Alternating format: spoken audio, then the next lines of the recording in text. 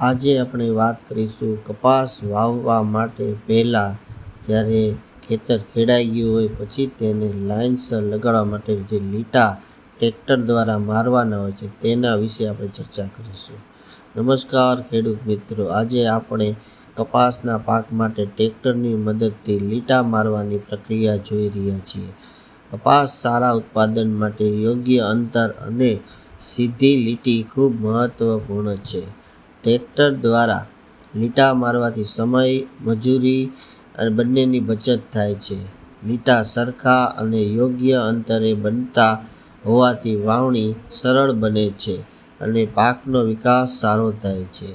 કપાસ માટે સામાન્ય રીતે જમીનની સ્થિતિ મુજબ 4 થી 5 ફૂટના અંતરે લીટા રાખવામાં આવે છે. સારી રીતે તૈયાર કરેલી જમીન અને આ લીટા મારવાથી પાણીનું સંચાલન સરળ બને છે અને મૂળનો વિકાસ મજબૂત થાય છે. વરસાદની સિઝન પહેલાં આ કામગીરી પૂર્ણ કરવાથી વાવણી સમયસર થઈ શકે છે અને પાકનો સારો પ્રભાવ મળે છે. મિત્રો, જો તમને આ ખેતી સંબંધિત માહિતી ગમી હોય તો વિડીયોને લાઈક કરો, શેર કરો, અમારી ચેનલને સબસ્ક્રાઈબ કરવાનું ભૂલતા નહીં.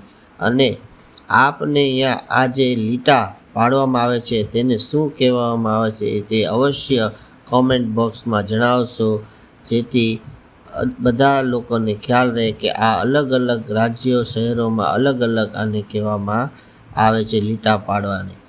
જય જવાન, જય કિસાન.